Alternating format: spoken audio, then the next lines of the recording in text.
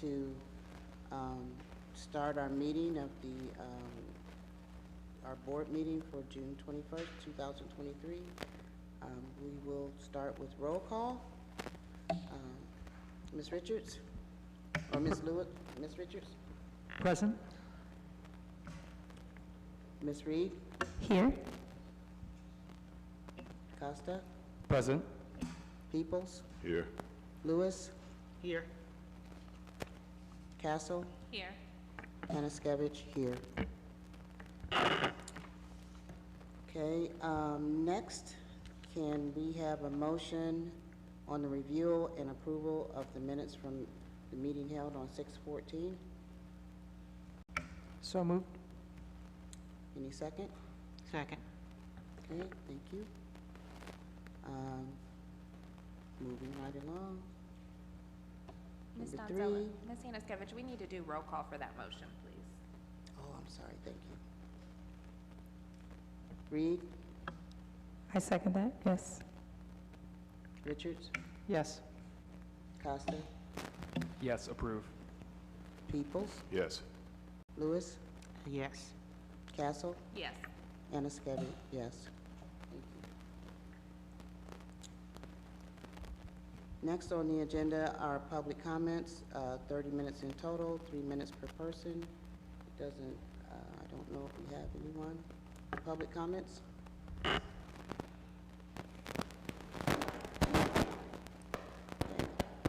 Going once, going twice. Okay, doesn't appear we have anyone, so we're going to move on to our number 4 on our agenda. Today we have with us 2 representatives from the Fraternal Order of Police, Mr. Clay Cozart, who is the president of the Fraternal Order of Police, and Ms. Susanna Muscovich, their legal representative. They have asked if they could be seated during their presentation.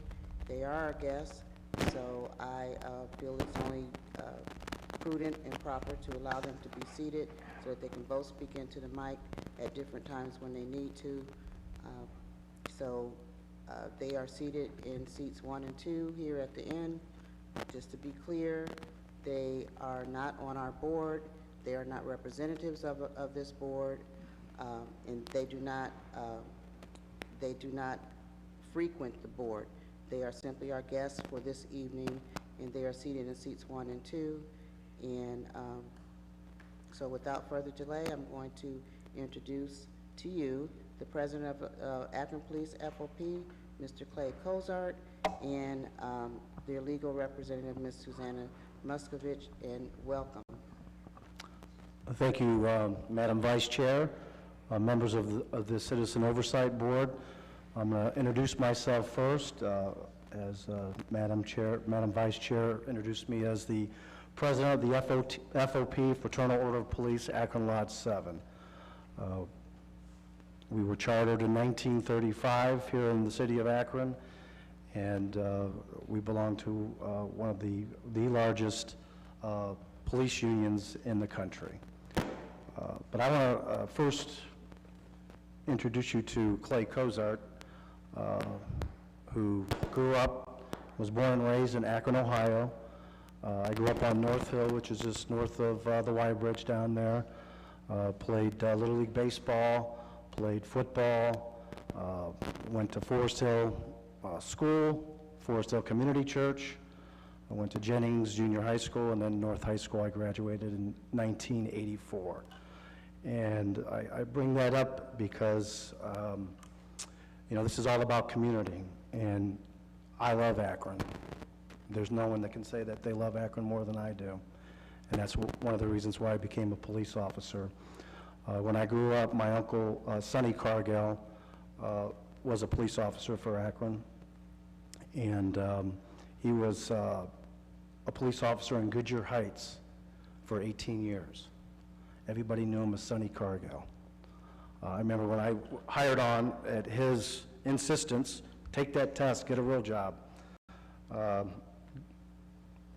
First couple of years I was on the department, I'd go into Goodyear Heights every so often, and it wasn't a house that I wouldn't knock on their door, and we'd have a discussion on whatever they called the police for, or maybe if I was at Reservoir Park or what have you, I would always get, is Sonny Cargill still on the police department? And that was years after he was in the Detective Bureau. So I always say that my Uncle Sonny Cargill was a community police officer before they termed or coined that term community police officer. And that's all I ever wanted to be. I wanted to follow in his footsteps and become a police officer. And again, I grew up in Akron, born and raised, and I love Akron, and that's why I continue to work at this police department, because I want to serve the community. I'm here to serve the citizens. And so through that, I got involved with our union, was on the board several years, and then I became president in January of 2020. So this is my 4th year as the FOP president. As we all know, that was the year of COVID. So there's been a lot of events since I became president in January of 2020 that we have dealt with. And so it's been quite a ride. Another reason why I appreciate this opportunity to speak before you is because I want to make sure that you all know that the police union is not here or does not seek an adversarial relationship between the union or this board. We actually feel as if you have a very valuable task ahead of you, not only to oversee the police department, but I think one of your most important committees that you have on this board is your Community Outreach Committee. And I make sure when I'm watching this meeting, I listen intently as to what's going on with that community engagement, because I think that's very important.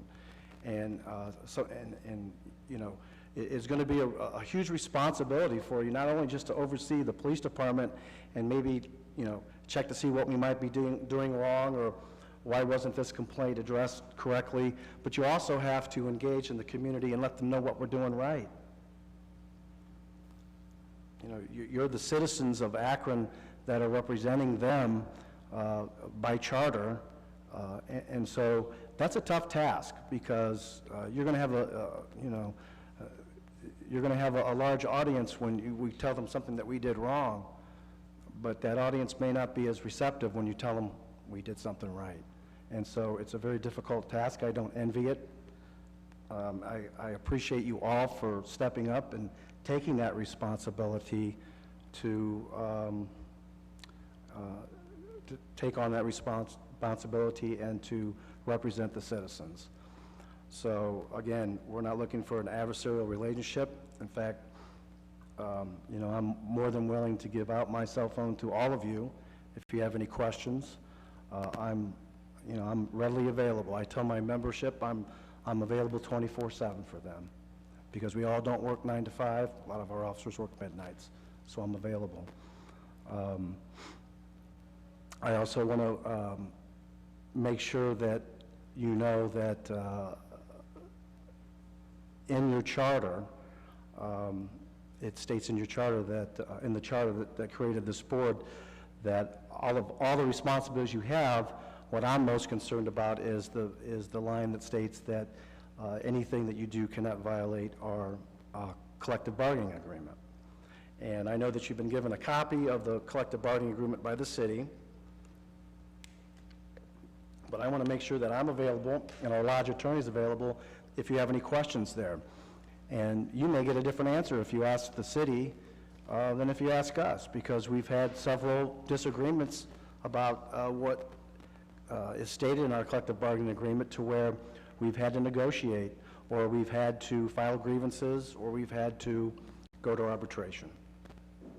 And I'm just, you know, she gets embarrassed every time I say this, but we have the best damn labor attorney in the state of Ohio, bar none. I'm just telling you that.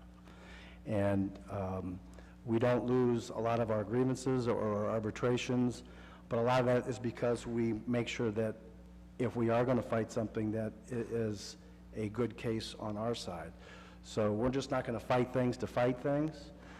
We're going to fight and disagree when we feel very strongly about whatever we're disagreeing on. But again, that doesn't have to be adversarial, because when that happens, you go to a neutral, and then someone, an arbitrator who's a neutral party, looks at both sides, and they decide, you know, who's right or who's wrong, or sometimes it's a little bit of both. But that's the last thing that we want to do. We want to be able to work these things out. We don't want to have to grieve. We don't want to have to arbitrate. We don't want to have to go across the street and file injunctions. And I think the best way to do that is if we all work together and have an understanding of the collective bargaining agreement and move forward from there. Because I think the last thing the city of Akron needs is the union and the oversight board tied up across the street at Common Pleas. I think that's the last thing this city needs. And we don't want that. We're not looking for a fight here. But we want to be able to be available to all of you so that you can get understanding what our view is. And it may not always, we may not always agree. We may not always agree. I understand that. And, you know, we'll have to move on from there. But at least as Madam Vice Chair has stated to me, this is a point where we get to respect each other, we get to know each other, and then when we do have those disagreements, it's not name-calling, it's not, you know, big bad union or big bad oversight board. It's just people with differences of opinions. And we're all adults, we can all talk it out. You know, when we negotiate our contract, it's every 3 years. It takes us a long time to negotiate that contract. And I'm just imploring you to do all we can so that we don't violate the collective bargaining agreement, so we don't have to have these fights. But again, if you feel like you need this or that, there's always negotiations every 3 years. And we're going to be negotiating. We usually start as a union, speaking to our members the August before the end of the year when it expires, and that'll be a year from August is when we start that process. And if you get to a point where something you may want to do violates our contract, I would implore you not to violate it. Just talk to the city and perhaps they can negotiate. I'm not going to say that we're going to just say yes because we're negotiating, but that's where you have the discussions in our negotiations. And so without anything more on that, I think I'm going to turn it over to Susanna Muskovitz. Again, I'm going to let her introduce herself, but she's been our attorney for a long time, and we're grateful to have her. And I will tell you that you will find her to be open and honest and someone you can talk to, and for the good of everyone. Mr. Kozar, before we go on to Ms., I'm sorry, what was Muskovitz. Muskovitz. Just a really quick question, because I think some of us in the room have had an opportunity to get to know you, but not all of us. And I think at the onset of the initiation of our board, one of the biggest aspects that procrastinated us being able to form was the influence of the FOP in not wanting one of the candidates to be on this board. And we haven't really had a chance to discuss that publicly. Before you answer that, I am from Goodyear Heights and have a long history of being from Goodyear Heights. And so policing is excellent in that area, and I appreciate all that you do. But I want to make sure that, you know, from our standpoint, or I can speak for myself, I've had a burning question as to the narrative that the FOP influenced one of the candidates for sitting on this board, Mr. Amokai, not being on the board. There was a councilman who stated that the FOP told him specifically not to allow Mr. Amokai to get his vote. And I just wanted to hear from you, is that true? And the influence of the FOP on this board and being able to work together and, you know, wanting to move forward on a clean slate, is that any truth to that? Was that a fact? Okay, I'll try to answer that. The FOP talks to city councilmen all the time, city council persons. I've had conversations with people on this board already. You have to have a line of communication. And the FOP is not going to sit and be quiet if we feel that, not specifically addressing your specific question, but any issue that comes before the FOP, we're certainly going to, again, make our opinion known. I mean, that's our every right. We're American citizens, too. We're not allowed to talk to our council people. And yes, we did express displeasure with that candidate because it is our opinion that this is supposed to be a board of citizens. And Mr. Omokai is a very good attorney, from what I've been told, but he's kind of an activist a little bit, and he brings in an agenda. And I'm not sure that that's what's good for this board. Now, there was no, I just voiced my opinion like I'm allowed to as an American citizen. And I guess there were many council people that agreed with that opinion. I have nothing against Mr. Omokai. He's very good at what he does. But I think when he addressed council after he was rejected, and if you go back on the YouTube and watch that, that's some of the reasons why, we kind of opposed him being on this board. But listen, I love his passion. I really do. And I'm an advocate too, right? I'm an advocate for the police department, for my members of my Fraternal Order of Police Union. I'm an advocate too. You wouldn't want me on this board, would you? Because I would, and maybe that's improper to ask that question, but listen, there was nothing nefarious there, and I know one councilman tried to make it like it was some sort of secret list or some list that was written up. These are false narratives that you're going to hear a lot. You hear a lot of it in the public comment portion of this board's meeting and also city council. There's a lot of false narratives. And you'll see FOP presidents across the country get up there and scream and yell and try to have an adversarial relationship with people and say things in the paper. That's not good for us. That's not good for my members. That's not good for the citizens. But I think that we can, as adults, have conversations and have our own opinions. That was my opinion. It happened to be the opinion of many other council people, but there was nothing nefarious about it. I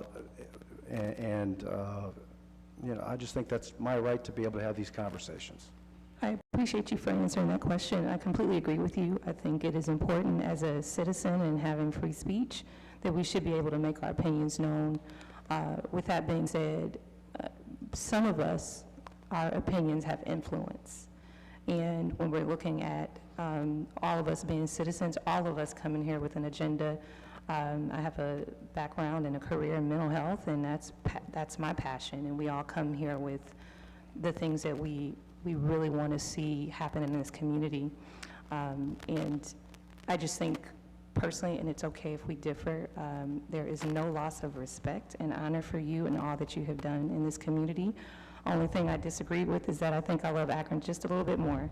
But with that in mind, I appreciate you for answering that question. You did not have to answer it. I know there's a lot of controversy surrounding that. But I do think when we talk about opinions, there is a space where some opinions have more influence than others. And I think because of that, it made the board subjective instead of objective. That's just my opinion. But I appreciate you for answering that. Thank you. I respect your opinion. I'm so sorry. We can move forward if anyone else has any questions. And we'll both, I would say stand for questions, but we're sitting. We'll both sit for questions after our presentation. We're more than happy to answer any questions. But I'm going to, if it serves the Madam Vice Chair, go ahead and introduce Susanna and have her give her presentation. Absolutely. Susanna, welcome. Thank you. Thank you.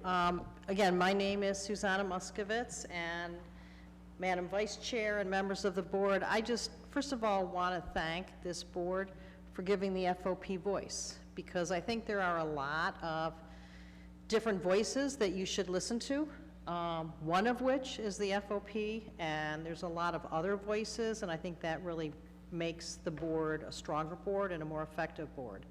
Now, I am not a police officer, but I have represented the officers in Akron since 1996. And so I have worked through many different city administrations, many different police administrations. I represent, a lot of public sector employees, a lot of firefighters, a lot of school teachers, university professors, and also a lot of law enforcement officers. And I can tell you that these are among the finest police officers I've ever worked with. And I know, just from working with Clay and many of his predecessors, that everyone in Akron, and in any community, wants to work and wants to live in a safe community. And the police cannot do this by themselves, okay? In order for a community to be safe, the police need the trust of the citizens, and the citizens need to trust the police.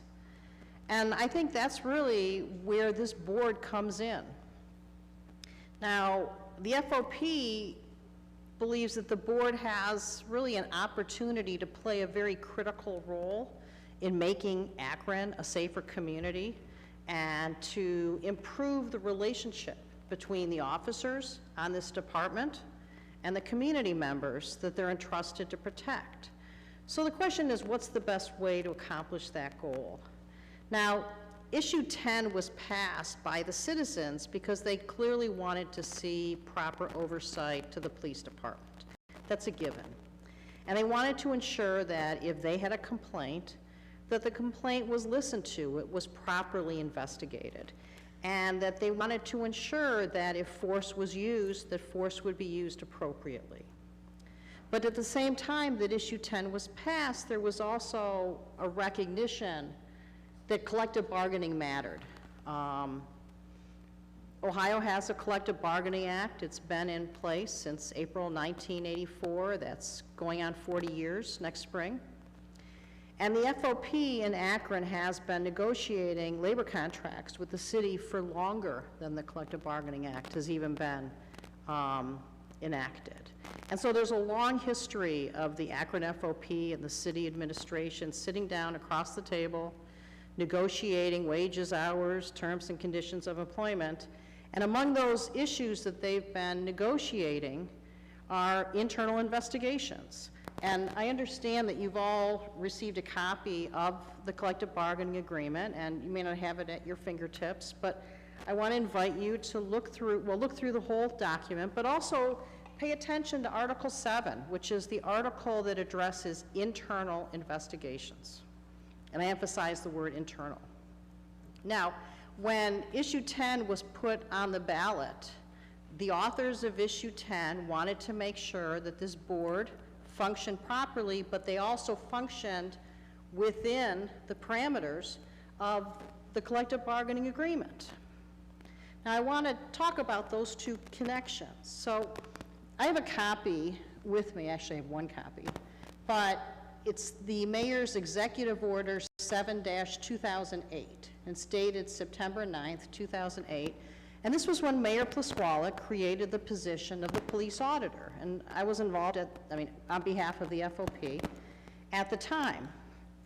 And when the executive order was created in 2008 and the position of police auditor was created, questions arose as to the relationship. Well, from the time that position was created until today, the FOP has negotiated 5 separate labor contracts, and not one of those labor contracts has either conflicted with the role of the auditor or undermined the role of the auditor. And I think that's very important to understand. Now, a few years back, there were issues raised, not obviously it predates this board, about the proper role of the auditor, and there was a lot of discussion, what's the proper role of the auditor? So there were a number of meetings that were held I was not involved, okay, but there were meetings held with the law department, the police administration, and the auditor. And what came out of those meetings were two one-page flow charts. And in fact, Clay's got copies, and If it Madam pleases the Vice Vice Chair, can he pass these out? Yes. Okay. So while he's passing these out, what you'll see are two flow charts. They look similar. I'll wait till everybody gets a copy.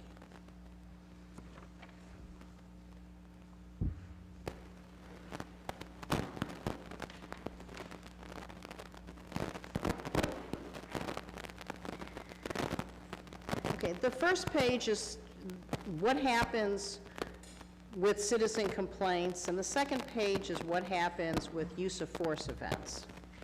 Now, the FOP did not create these. I did not create these. These were created within the, I think by the city law department, but in conjunction with the police administration and the auditor. But what they lay out is what, predating issue 10 and predating this board, what was the role of the auditor given the language in the collective bargaining agreement? So even though the FOP wasn't directly involved in negotiating this information, we obtained it from the city. When we looked at it, again, we don't believe that there was any violation or any conflict between Article 7 and other language in the labor contract and the role that the auditor had been playing before issue 10 was even passed. And these are, I think, relevant in what I wanted to talk to the board about in terms of how we see sort of the relationship between your investigations and the labor contract. Now, I watched on May 17th, in front of this board, the governance subcommittee passed out a resolution. I know the board has not taken action on that, but the governance subcommittee came out with 2 draft resolutions for this board to consider. And it addressed 2 separate scenarios. The first scenario was that this board needs to wait until after a citizen complaint is finalized or a use of force investigation is finalized, and when it's completely finished, review it after the fact. And option 2 that was presented was the board will be conducting a parallel investigation from day 1 in a citizen complaint or a use of force investigation. So you're really doing a lot of work hands-on from day 1. And I'm here to tell you, I think that's a false choice. I think that the board can fulfill its role under issue 10 and work within the parameters of the collective bargaining agreement by doing something that's a middle ground. And I'm not suggesting that this flow chart tells you what to do, but I am suggesting that the flow chart gives you some guidance and something to think about when you're considering your role.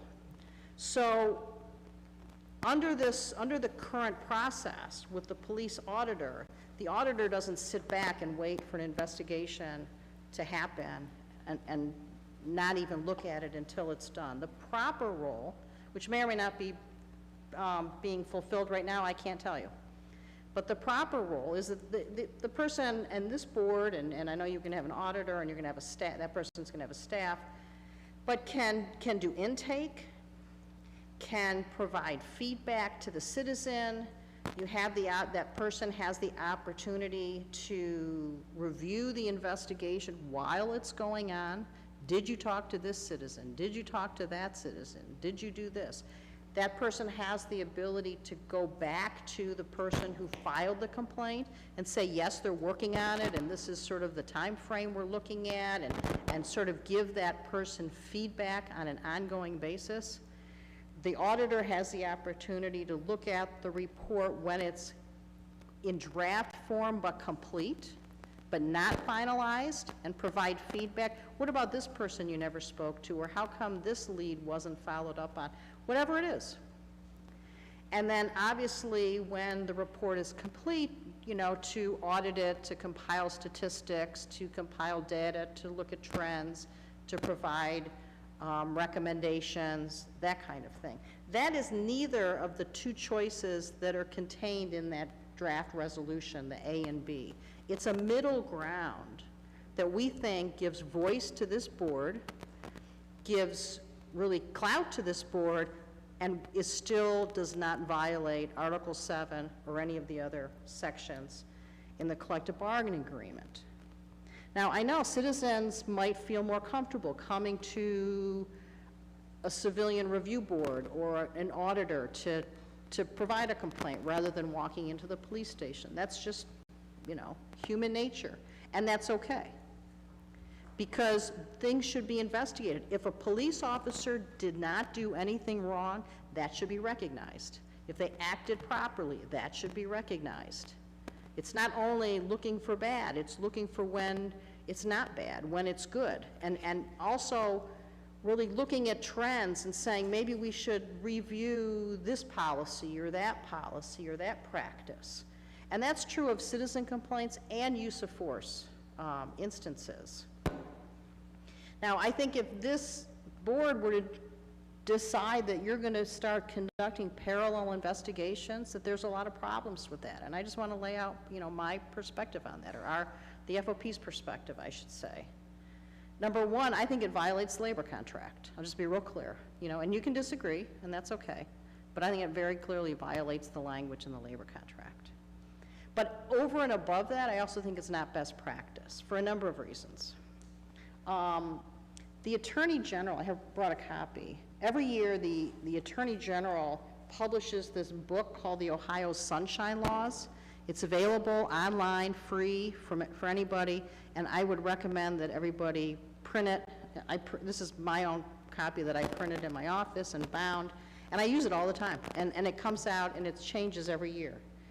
But it's very helpful. But one of the things that you'll see is that one of the exceptions to the Public Records Act are what they call police investigation records, okay? When the police are conducting investigation on anything, okay? On any criminal matter, including actions by a police officer. And these are called, you know, CLEIR, C-L-E-I-R exemptions, okay? And I'm not going to get too far into the weeds, but I will tell you that this exemption to the Public Records Act does not apply to this board.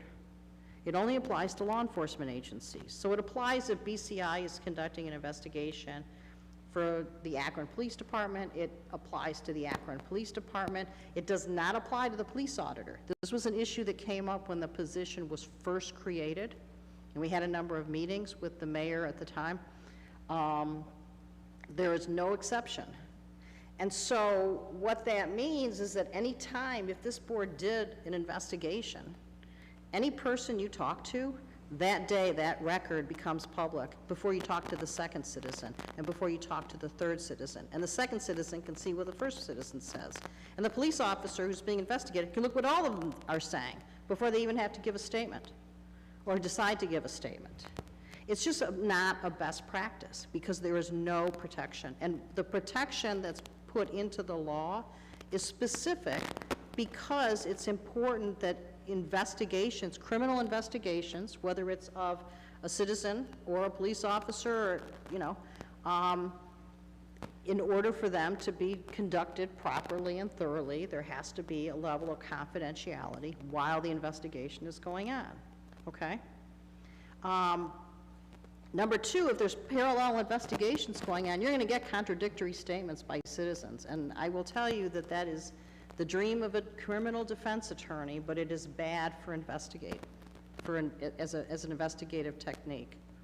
And then number three, if you look at the labor contract, it's certainly my position that you have no authority to subpoena a police officer in an internal investigation. And we would go to court, and we would try to quash any subpoena and to stop that from happening. And we actually don't want to go to court. We don't want to be adversarial with this board, because I think that there's a proper role this board can play And I think it's probable that there'll be times of disagreement. I mean, I think that's healthy, but it doesn't have to be, having disagreement and respectfully disagreeing doesn't mean it has to be adversarial. And so I think it's important for the board to understand that the FOP recognizes that the board has a very legitimate role to play. Clearly, you've been created and by the citizens of Akron, and the citizens expect this board to carry out their authority. But this authority can be used in a way that really improves the trust in officers. It can be used in a way to increase the safety in the community, because if there's more trust of officers, if officers trust, you know, if citizens trust that the police department is operating properly and above board, then they become really the eyes and ears of what's going on, which is what is so critical. And it makes the community really a safer place to live and work. So again, I just want to thank the board for giving the FOP voice. Clay and I are here to answer any questions, and we appreciate your time.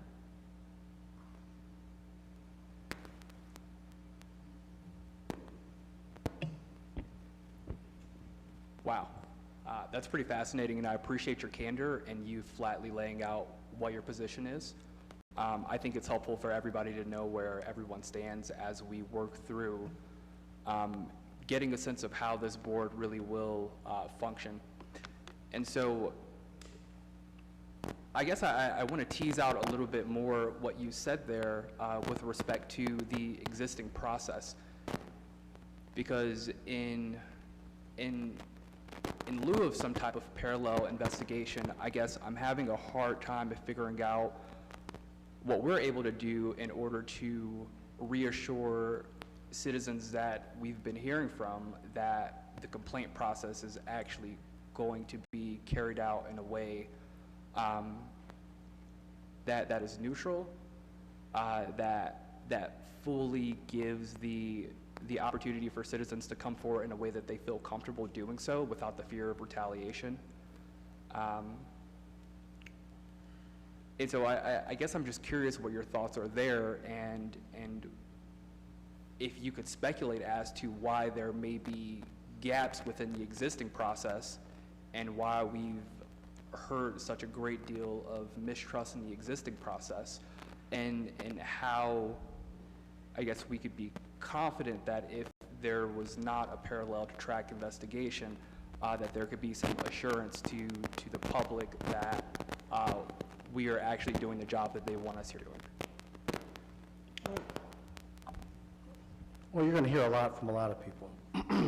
And all of these investigations, you will be able to, in fact, I've got one right here from someone that was in the public comment period, making a complaint about his complaint, Mr. Henderson, okay? And I was quite disturbed by what he said, and then I was disturbed a little bit by Chairman Boyd. Well, we got to see why the ball was dropped. So I went and got a copy of the investigation, and I read it, and Mr. Henderson's not giving you all the information. He didn't tell you that he actually overdosed that day, and that those officers responded, and there were children in there. And as some of you that have the background of social services, you know that it is our obligation as police officers to make sure that those kids are okay. I was a juvenile detective for 12 years, and I had to investigate kids that died because they got fentanyl exposure or what have you. And so it is our responsibility to follow up on that. And so I think you as a board, let's just take that for instance. Here's the completed investigation. It shows you everyone they talked to. They talked to Dr. Henderson's parents, who says she gets like that with everybody. And you have all the information here. You're getting more of a complete information here than you are from folks that that come here and make complaints against the police department. And I don't want to be in this adversarial position, but, you know, if someone's making a false accusation against the police department, I have that responsibility to defend those members. And, you know, it almost gets to the point where I almost feel like I have to hire someone to be a fact checker, and then every board meeting or every city council meeting, spend our 3 minutes fact checking. And so a lot of this trust is from false narratives. There's a lot of people out there that it is to their benefit if there's mistrust. There's mistrust because you have a local newspaper that all they do is biased reporting and propagate that mistrust. We have some elected officials and some self-proclaimed community activists that want trust in the police department. We have to have trust, but you can't call for trust while you're sowing the seeds of mistrust behind you. And you know, so that's your job as the board, is to find the complaint here, read the investigation. These aren't, you know, they're easy reads. You can tell who they talk to. You know what, if someone came to you and, you know, Mrs. Jones down the street had told you she saw everything and had on her camera phone, you read the investigation and Mrs. Jones and her camera phone's not there, then you call the police department and said, the person that was investigating this did not talk to Mrs. Jones or get her cell phone camera. That's your job, and then we have to go out and do that, and then maybe the outcome of that investigation is different. That's where I see your role is, so that you can oversee all these investigations. But having a parallel investigation, again, you're going to get, it's not best practice. I think we all want best practice with our police department and with our oversight. And Could you speak to that, though? So you guys are saying it's not best practice, and you're saying we shouldn't run a parallel investigation, but let's use your example of Mr. Henderson. So if we had run a parallel investigation, we should have found the same findings, correct? No. First of all, you can't interview the police officer. You don't have that authority, number one. And that's the key witness, right? Secondly, who knows what he's going to tell. You don't have access to certain data on individuals. You don't have access to the FBI crime database. You don't have access to leads. You don't have access to certain information that the police department has access to. And I don't know what citizens are going, what somebody's going to tell you and what they're going to tell the police department or refuse to tell the police department. So you're not going to have the same outcome. I mean, if I look at a couple things, this board to have the resources to do parallel investigations on every complaint that comes in, I don't know, I mean, you're as a board meeting once a week on Wednesdays for a couple hours. You're going to have an auditor, and I think you have the ability to have 2 full-time auditors. I mean, so there's just an issue also of resources. And let me also add, because I represent public employees, and I've been doing this for now 39 years, a lot of times when individuals that I represent do whatever, it makes the paper, okay? When a school teacher gets fired, when a firefighter gets fired, when a police officer gets fired, okay? Those things become newsworthy. When an employee from Ford Motor Company gets fired, it's not in the news. And so I have been involved many, many times in circumstances where I have direct facts on exactly what happened, and I'm reading what's being reported in the media. And I'm not talking about the Beacon Journal. I'm talking about news reporters from all over Ohio. And I respect the news. But what's out there, the narrative, is usually very, very different from what actually is occurring or what had occurred. And it's important that an investigation be done properly and thoroughly. And I think that, you know, before the narrative really takes control over the story. So just as this example, and I don't have direct information on, I mean, I heard Mr. Henderson speak before the board, and Clay told me about what the actual finding was, But it's a good example of where somebody can say, well, this happened. When it's investigated, that's not really what happened. In fact, something very different happened. And this board has the ability, I think, to then say to the community, this was thoroughly investigated, this was unfounded, the person that came forward was not being truthful. And I think that doing that and at the same time doing a parallel investigation is, first of all, it violates labor contract. But even putting that aside, you know, you have no sort of the protection that the investigation needs, the integrity of the investigation needs that is provided under the laws in Ohio to law enforcement agencies. And I think it's a huge mistake. Thank you, Susanna. Question. Oh, I'm sorry, go ahead.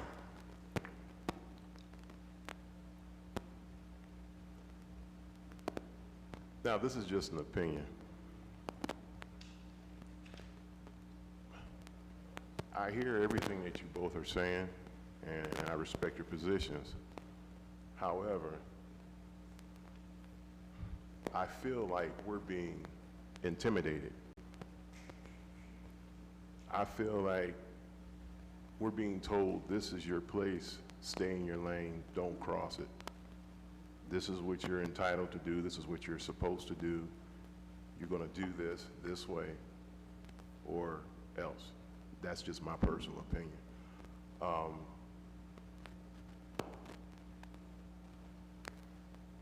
We were talking about trust in the community, and the FOP has a right to stand up for their body, and that's understandable. I was a police officer for 21 years, so I understand that.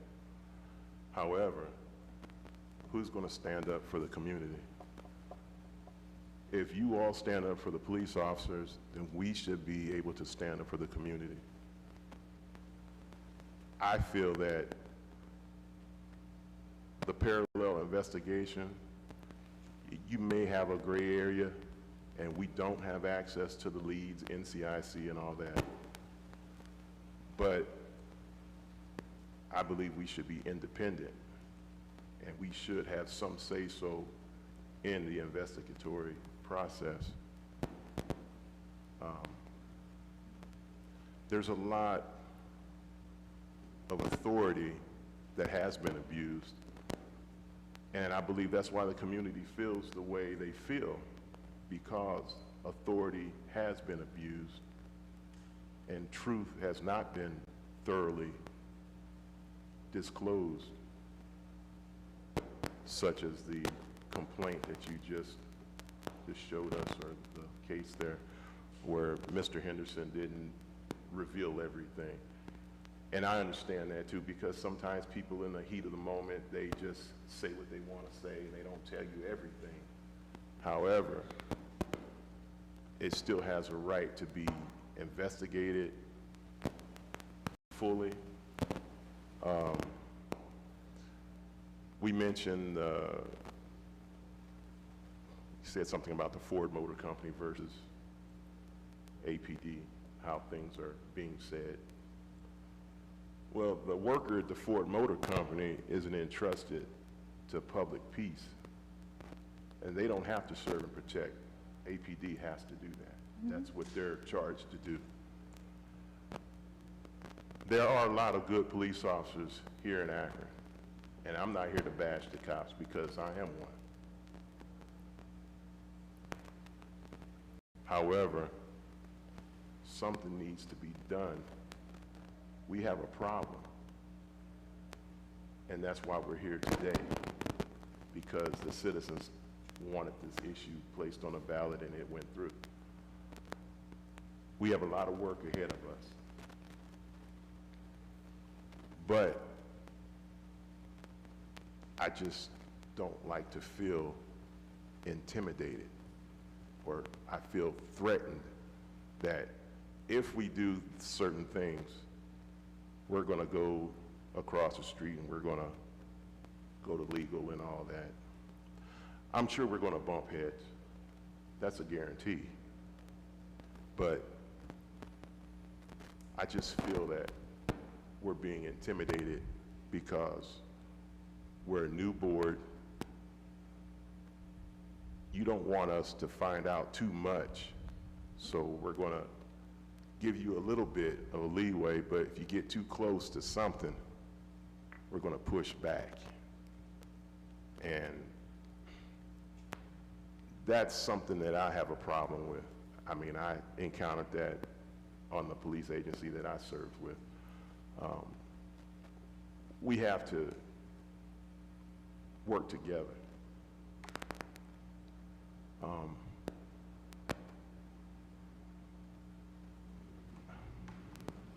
I just feel intimidated. I can tell you that it is not my intention to intimidate anybody. As a matter of just philosophy, I mean, you know, as an attorney, I deal with, I mean, I negotiate literally hundreds of collective bargaining agreements. I'm involved in very functional relationships and dysfunctional relationships on the other side and everything in between. And one of the things that I do, it's just is I lay my cards out. And I'll say to whoever I'm dealing with, this is our perspective, okay? This is our perspective. And the other side says, we disagree, we think you're wrong, and that's okay. Right. I mean, you can disagree. I'm just letting you know, we're just laying our cards out. This board does not have to listen to anything that Clay and I say, doesn't have to follow anything Clay and I say. But in the event, you know, don't ever say that we didn't, you know, give you our perspective or you're surprised with what our perspective is. We're just laying our cards out. It is not, I don't even have the authority to intimidate you. I mean, I hope that's not what's happening. That's not how I operate, and that's not how Clay operates. But I will tell you that I will say to a police chief or a mayor or a city council member or a county council, you know, person all the time, this is our perspective. This is what we think the labor contract says, and this is what we are going to do. The FOP, we don't litigate a lot. What we do, we don't arbitrate a lot, actually. But we have an incredibly good track record, and part of that is because we pick our battles. We just always have picked our battles. So I'm just laying my cards out. I'm not intending to intimidate any member of this board. That's just not how I operate. I'd like to add that, you know, several years ago, when we were having this debate about police reform, I think it might have been 7 years ago, something like that, Akron was, and I don't know about Canton Police Department. I know we hired a couple of guys from the Canton Police Department recently. I think a couple of them went back or what have you, but the governor put on a task force statewide, and there were several meetings about police reform, and they came up with a collaborative. I don't know if all of you have been told this. And so the Akron Police Department was one of the first police departments to participate in this Ohio collaborative. They came in, we had to change some of our procedures so that we would be in conform with their standards. And I think we were one of the first police departments to get that, you know, that membership into that collaborative. Our training bureau was one of the first training bureaus to get an award from the AG's office for excellence. And one of the things that the training bureau teaches us in our in-service is implicit bias. We all have implicit bias. Everybody on this board has an implicit bias. Okay. We all do. And so we have to, go ahead, ma'am. 1 second. For those of you who came in late, I just need to back up. Our public comment period is very early in our sessions. If you need to sit down, sir. Okay, we're going to maintain order. We are going to maintain order in this room. So you please, if you're getting up to speak, you need to please sit down. Thank you. Thank you very much. Thank you very much. And we're not going to have any outbursts either. Thank you. If you came here to be an outburst, you're going to have to leave. Okay, thank you. Just sit there quietly until we're finished. Secondly, our public comment period is at the beginning of our board meetings. If we have time, and I do mean if, we have time at the end, for those of you who've come in late and you want to speak, we will decide as a board if we're going to grant you that opportunity. If you want to speak, you're perfectly willing to speak, but you have to be here at 6 o'clock. Thank you. Okay, Mr. Cozart, continue. And so I just want to reiterate what Susanna stated. We're not trying to intimidate. You know, the charter itself that created this board says that it cannot be in violation of the collective bargaining agreement. And so it is what it is. And so just as you have an opinion on how you should be conducting yourselves on this board, we're also going to have an opinion. And again, we're going to disagree, you know, but that doesn't mean we have to be hateful with one another. And if, you know, I seemed intimidating to you, I apologize, because that's not my, that's not who I am as a person. I know I get, we all, you're probably going to start getting criticism from people on social media and whatnot, because they have to taint people as bad people, you know, and put funny photos with pig noses on them, because that makes people feel good. You know, if we can demonize people, that makes us feel better, and that helps our cause. We should be like that. We should get along with one another. Okay. Mr. Oh, sorry. Just one second. Okay. I'm just going to say this, and I think we all, in growing up, our parents taught us it's not what you say, it's how you say it. And I understood where you were coming from, but it just came out like you were, you know, it did come out a little bit intimidating, and I'm going to agree with Mr. Peep. Then I apologize. And I do. Yeah, it was just how you said it. But I understand what you're saying about the parallel investigations, and that's something that we as a board will be able to discuss amongst ourselves. I would like to, you know, we talked about having mutual respect for one another. I would like to know the next time your bargaining has come up and see if maybe we could bargain, help, you know, get, like, my big issue is subpoena power, us being able to have subpoena power, and I know that that's a big issue, but maybe it's something that can be revisited with the police, with your officers, through your negotiations with the FOP. I wanted to mention when Mr.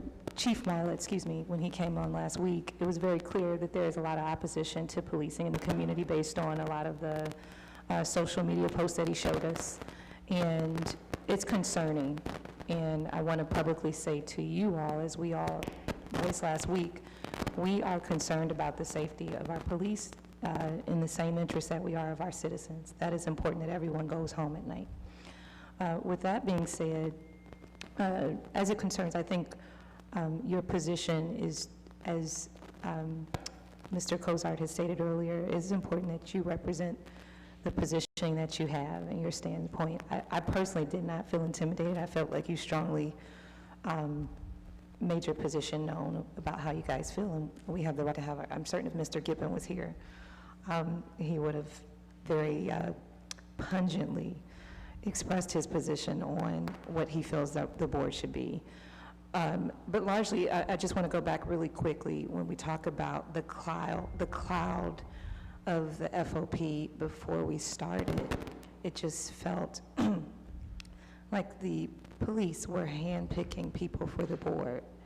And it's like if we have a neutral interest to really make sure that the citizens are represented, it just personally affected me in a way to say, even if one of my greatest opponents is possibly up for a position, I need to embrace them in the same way that I would any other community member, regardless of their stance. We know our political climate is very divided right now, but you learn the most from your opposition. I learned the most tonight in hearing from you all directly, instead of coming up with my own assumptions and all the things that I thought about you all. I think when you presented your history, I earned a lot of respect for you, regardless of some of the things that I thought prior to you sitting down.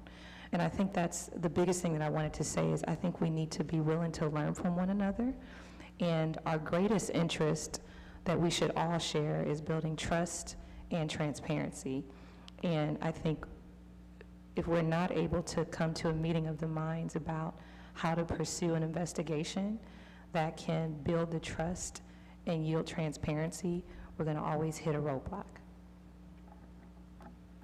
Well, I just want to thank you for those comments, especially about the safety of the officers, because I myself have gotten a lot of threats, but I don't talk about it because, you know, I'm a single person. I don't have kids, but my members do have wives or husbands and kids and even parents who have had their pictures, children's pictures, put on Facebook and said, look at the racist family. And what Chief Milet didn't say when he was talking about that is the children of these officers have been called out by other kids at the school. And we talk about, well, we should have officers living in the community and going to our schools. Well, would you send your kid to a school that they were being chastised like that? Or whether you thought the safety of your family was in jeopardy? Absolutely not. And so I appreciate that sentiment, and I know my members appreciate that. Again, I'm just going to reject some of the false narrative that maybe you've been talking to people about the big bad FOP, or the big bad Clay Cozart, because anybody that knows me knows I'm not big bad Clay Cozart, okay? I get along with everybody, okay? And I appreciate everybody.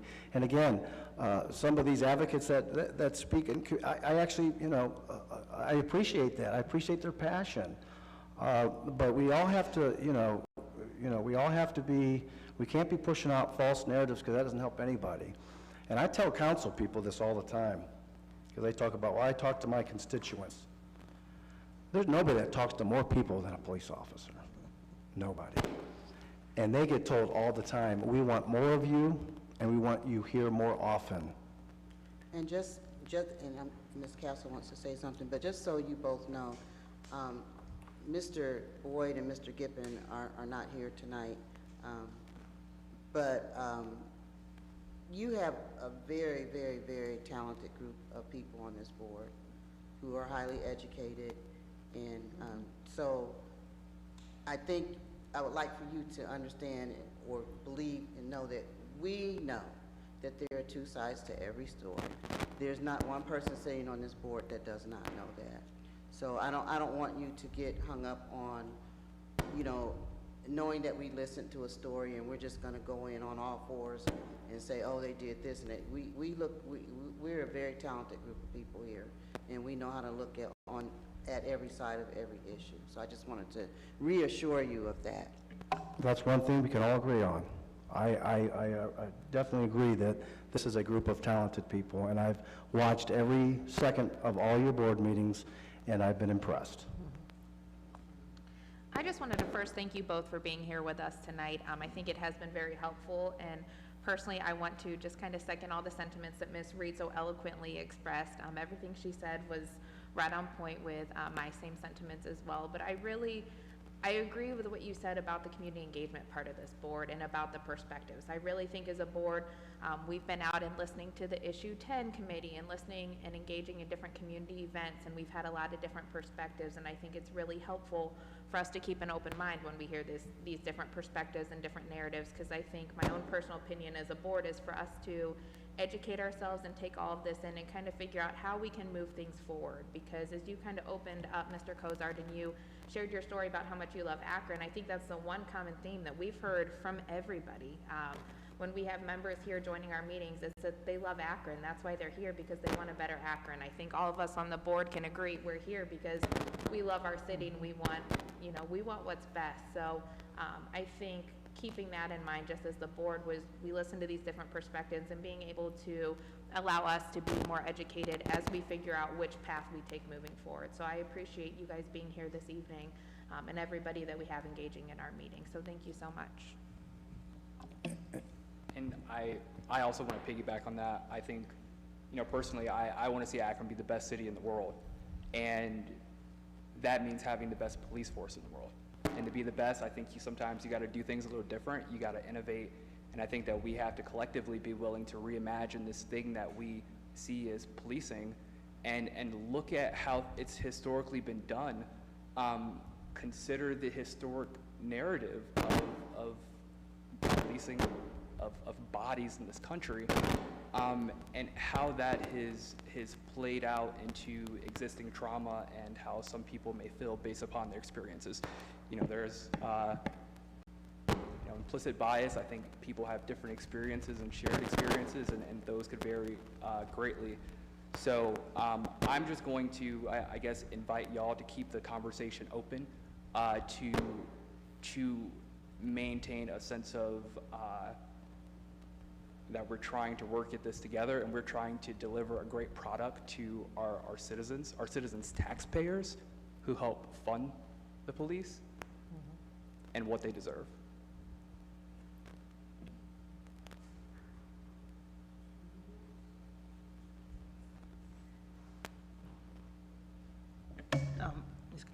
I just want to say that you had mentioned about community engagement and how you're paying close attention to that. And so just let me say our initial focus has been on impacted communities, but also we recognize that the police are within the school system, they're on the street, those kinds of things, and we have good police. So let me say that. We have good policemen, and then there are some issues that because of, I want to say, some things that perhaps have come to the surface, and so as a consequence, we've had this board, and we've had citizens who said 62%, so that's overwhelming to say there's a problem and we want to address the problem. That doesn't mean that good is not taking place. So I want to make sure you know that we recognize that there are good policemen. I have friends who are policemen, some who are active and some who are retired. So please know that. So when you hear about community engagement, I'm not trying to blackball the police when we do certain things. We're reaching out to all segments of the population.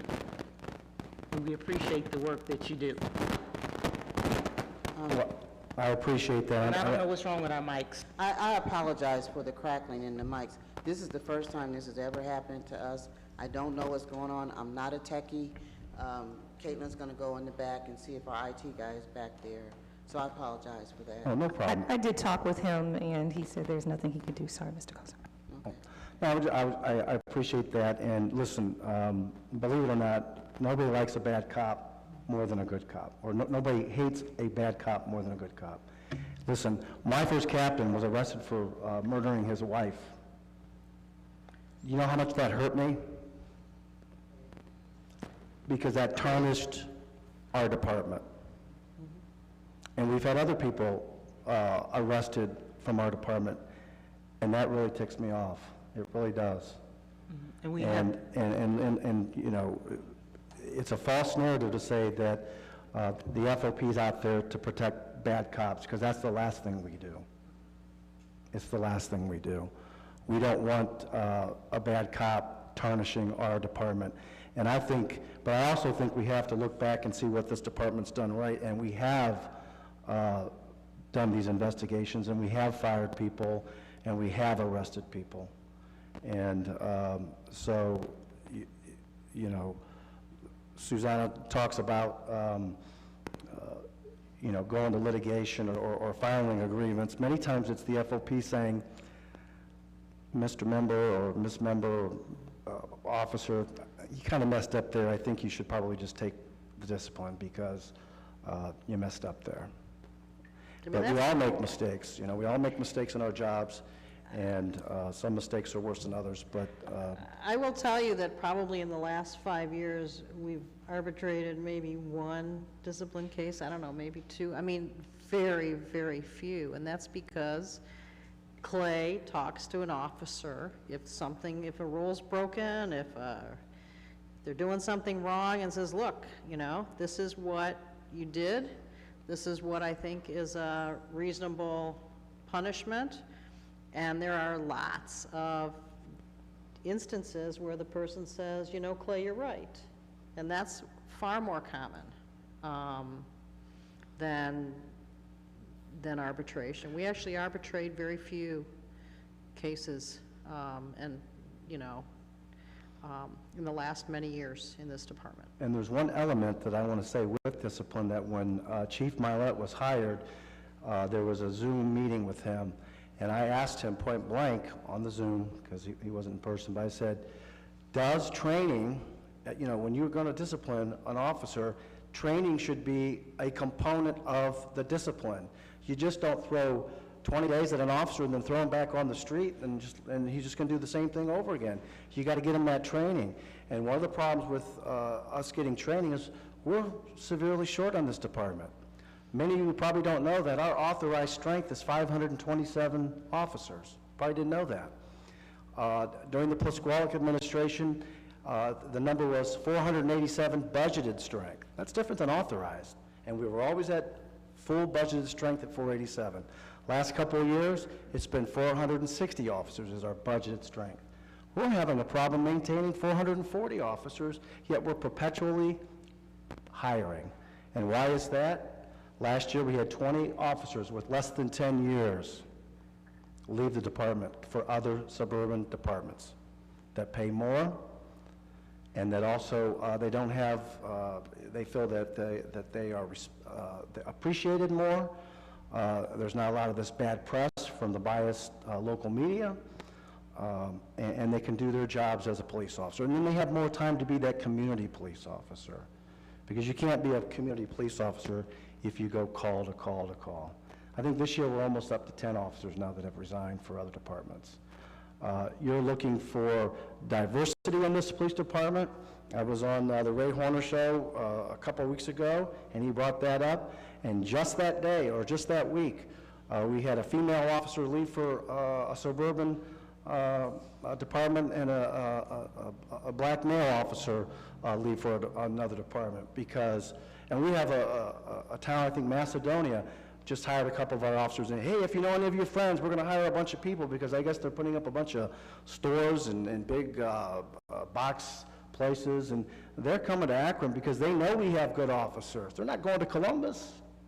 They're not going to Dayton. They're coming to Akron to get these officers because they know that they're well-trained and they're good officers. And they know that the atmosphere here now is to where that they can attract these officers and entice them to leave. So that's another responsibility that we all have, is to build that trust with the community, but also, you know, to make the conditions better for these officers so they don't have to go call to call. And then if they have time to spend time talking to some kids in the park, or going to you know, a function in the community, they'll have time to go and talk to people and build that trust. But if you're going call to call to call, you're seeing citizens at their worst moments. You're arresting people. You're not building trust in those situations, because you're the one that's arresting them. And so if we don't hire more officers and get to our authorized strength, all of these things that we're doing here is doomed to fail. I just want to ask one question, going back to the community engagement component. I'm very passionate about community engagement on this board and serving on the subcommittee. From your perspective, Mr. Cozart, what would you like to see from the community engagement committee of this board? Do you have any ideas as you've been following along at all? I have, and I'll give you one example that we're doing at the FOP Lodge. One of our fallen officers, George Knaff, was killed by a drunk driver in 1994. And some of our members on the police department, in conjunction with the FOP, decided to have create a Knaff Foundation. And it's very, I love this foundation, because George spelled his name K-N-A-F-F, George Knaff. And they created a foundation. It's called Kids Need a Firm Foundation, from his last name. And so every year at the FOP Lodge, we invite kids in the community to come to our lodge. Some of you may have been there. We have a lake, and the kids fish, and and have a picnic, and we have a nice playground out there and a baseball field. And so those are some of the things that I think we need to do better as a department and better as a union. But again, a lot of that comes down to having the numbers to be able to do that. And I think that your community engagement can be some of the same thing. It's not always, I'm going to show up to a library and take all these complaints. It's like, let's show you what we do, you know? They're employing you or hired you to look over these things, and I know you're going through your rules, but you're going to have to show them your process when you get it finished. This is what we're doing. Yes, this is how we look into these things, and reassure them that, you know, that their best interests are being looked at and being represented. Thank you so much. I have two questions.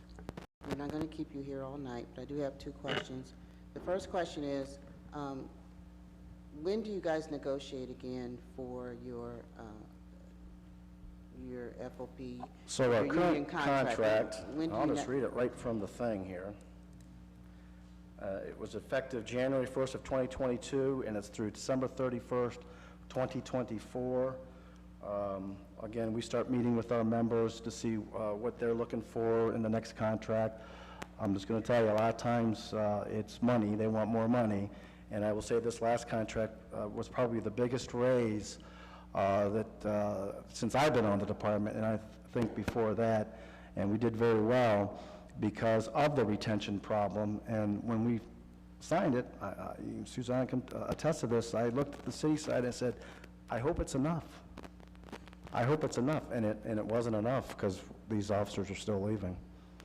So my next question is, and I'm not trying to put you on the spot, is would you all be willing to talk to this board about any concerns we may have that might directly involve the FOP and your negotiating? So what I think the process for your side would be, and Susanna can chime in on this, is you would have to discuss that with the city, because we would negotiate with the city of Akron. Okay. Okay? And if there are some things that you would want in our negotiation, then you would give that to them, and then the city will hire whomever they want to represent them you know, at the bargaining table. And it's been different people every 3 years. It's been different people. You know, last time it was an outside law firm. So it's very difficult when you're dealing with different people all the time. We've had the same lodge attorney for, what you say, 35 years, but yet their side that's been different every year. And that's nothing against them. It's just very hard when you don't have the institutional knowledge, and we have to explain everything to them. So it's a very long, tedious process. But I'll let Susanna. But also, I mean, it's true, there's been, you know, a different set of players on the other side, but the city's negotiating committee usually has representatives from the law department, the police administration, labor relations, and so those are the people really to talk to about these are your positions, these are your priorities, and then they're going to be your messenger. Sounds good. Thank you. You guys have any? You have some books? Your books? Oh, yeah, so I also have I didn't bring a copy for everyone, but you've all have received a email, I believe, from Kevin Davis. He's a retired Akron police officer. He was in our training bureau for many, many, many years. He is a court-recognized expert at use of force. He testifies all over Ohio. He also testifies all over the country. He's actually busier now than he was when he was a police officer. But a few years back, he wrote a book, and I know because you guys are going to be looking at a lot of, we've been talking about complaints, but you'll be talking about looking at use of force complaints also. And so he wrote a book. It's called Use of Force Investigations, a Manual for Law Enforcement. I had some copies in my office, so I thought it would be prudent to bring it to you, and maybe you guys can pass it around and read it. But I will tell you, it's required reading at the Federal Law Enforcement Training Center down in Georgia, and I know a lot of departments use it in their training, and it just gives you a perspective of how uses of forces are investigated. I know the auditor was here a few weeks ago and may have given a few inaccurate assessments of how we do that, but I'll just pass these out. And how many other?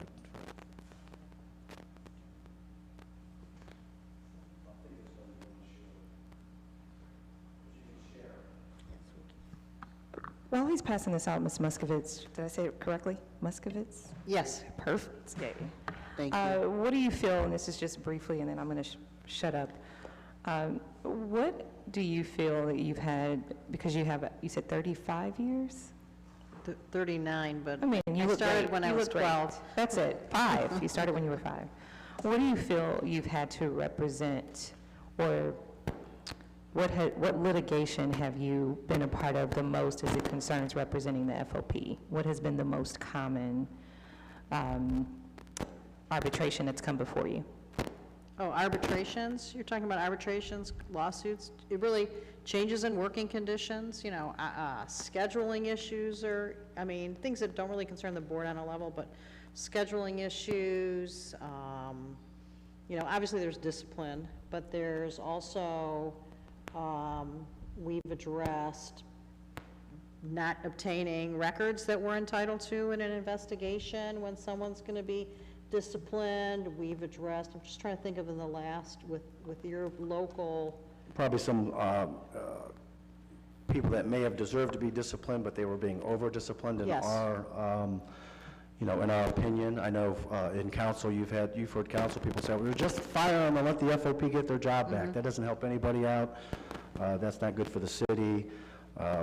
So in the last couple of years, we did work to get people back that were fired because it was just over-disciplining them, and again, not instituting that training component when you're disciplining somebody.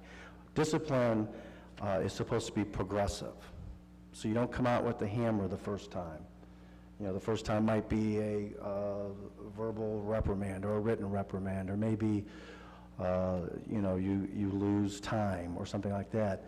And then if you keep on committing the same infraction, then it's supposed to ratchet up. I mean, there's very few occupations out there that you lose 4 hours of time for forgetting to go to court, or being late for roll call. You have to type because you're late for roll call, and you lose time. You lose money. 4 hours of your time gets forfeited because you make this mistake. So there's very few occupations where if you forget to go to a meeting, you're it's almost like a fine. You're fined for missing court.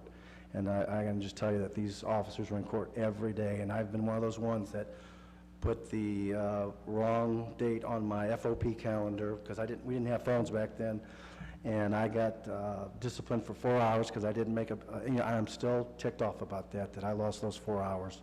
But, so those are some of the things. And a lot of times they're worked out, though. We rarely, we don't go that often. We don't go. I think my first year we had, maybe because I was a new FOP president, but we had maybe 18 grievances, and I think this year, I don't think we have only a couple of grievances so far. So, but they're usually worked out before we have to go to arbitration. But that being said, with discipline, I will be straight up. You could be employed in a job for 30 years and do one thing, and it's a termination. So it depends on the act. So I'm not saying that doesn't happen. That does happen. It absolutely happens. But the more minor instances that Clay's describing, I mean, there is obviously a progression, and the whole concept is, hey, look, you messed up, don't do it again. And so part of the issue, at least when I evaluate discipline cases, is does the punishment fit the offense? What is there a nexus? And that's what arbitrators look at too. And so it's not that you can't go, I could be a law-abiding citizen my whole life, and one day I can spend the rest of my life in jail. I mean, so you can be terminated for one act, but it better be a pretty significant wrong act. But that being said, we've been in court on issues of, promotions, not, I'm just trying to think of with this local, it's not always discipline, it's often not. It's contract interpretation, dealing with, I should have gotten overtime and this person didn't get overtime. Those kinds of things that don't really, that what I consider to be garden variety, but they matter because the labor contract, we need to protect the labor contract, but those are not things that would get public scrutiny. Okay, thank you. Okay, so before you leave to close this out, I would like to thank you again on behalf of myself and the board for coming. I want to circle back from the very beginning from what Ms. Reed brought up about Mr. Imokai. Now that we've gotten to know each other, I'm sure this won't be the last time we'll talk with each other, one another. You guys talk with us, we talk with you. If in the future something else comes up regarding this board and there's a conflict, now that we've gotten to know each other, I'd like to think and hope that you would come to us first before going to someone in the city, like what happened. It didn't look good, and I'm sure you agree what happened. Didn't look good, but it was all new, everything was new, and so now that we've gotten to know each other, I think, if you can, I think I can speak on behalf of all of us, you can come to us. Well, let me, just to expound upon that, I think the worst thing you can do is fight your disagreements in the media. Yes. Right? I agree. And so that's not how I operate. I'm not going to be mad at this board or be mad at city council or the mayor and then just go, straight to the media and yell and scream. I know a lot of my members probably think I should do that more often, but that's not who I am. I'd rather come to the source and say, why are you doing it this way? What's your thinking there? And you could do the same for us. What's your thinking here that you're fighting this or that you don't want us to do that? What is your thinking there? And again, we can disagree, but we don't have to call each other's names, or what have you. We can have that open line of communication. And if at one point we have to go to a neutral, that's not adversarial. That's not intimidating. That's the process. That's the process that we have. That's what we abide by, is the process. So it's not meant to be intimidating. It's just that's what the process is, and that's why they call them the neutral, because they come in with no no skin in the game, and they listen to both sides, and then they make their decision. So moving forward, that's what we'll do. Well, again, I appreciate this opportunity, and again, it's in a lot of people's, not in a lot of people's best interest that we all get along, but I'm telling you, we talked about best practice. That is best practice, is for us to get along and not be hateful, and just, we could make our opinions known and then just respect other people's opinions. Yeah, I think this board position has been one of the most interesting things and experiences that I've had the opportunity to and the pleasure of serving in. As a business attorney, I have the luxury of being able to work with counsel directly and go to them directly to work out something. And I think in this role, we have a tremendous amount of duty to the public to bring them along in the process. And so I just want to note that and make that absolutely clear to the largest extent, because I think that's the only way that we get a win and that we actually create the conditions to which trust can be built. And so I need to expand upon that. I welcome you all to share the wins, if you will have it, the improvements and policies internally that you all have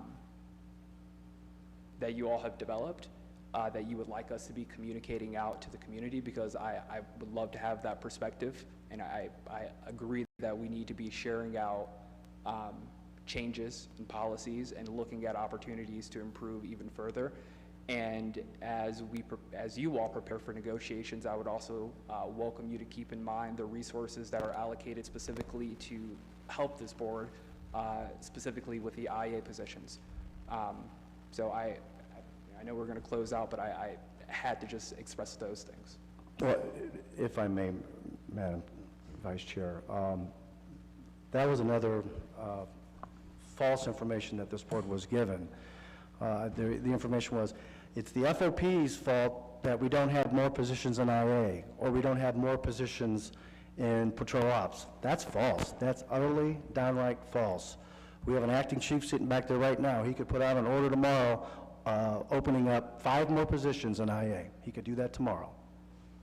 So that information that you were given was false. Same thing with patrol ops. The problem is we don't have the people. Because if you put more people in IA, you're going to have less people out on the street. And I will tell you that when officers make their mistakes, it's because they're tired, they've been going call to call, they've been working overtime because shifts are so short. We are in a dire need for more officers. We're in an emergency. You know, I know the politicians don't like to say that, but we are. And that's when officers make their mistakes, is when they're tired and when they've been working too much and going call to call. It's not that they're out to get anybody. I don't see that. If I see that, I'll report it. I appreciate, you know, again, I appreciate your guys' responsibility here, and appreciate you all stepping forward in these roles, because it is tough. It definitely is tough. There's always going to be an anti-government faction out there. I don't care what side of the political spectrum, whether you're far left or far right. People are not going to trust government no matter what. But that's too bad. We're going to have to do a better job to make sure that we give them means to trust us. There's going to be some people that aren't going to trust us no matter what we do. We all have to be mindful of that.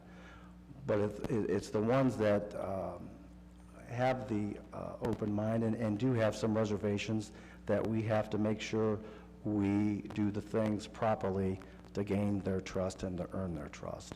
And if there's false narratives out there, then that's our fault for allowing that to continue without maybe bringing a different perspective or a different side to an issue.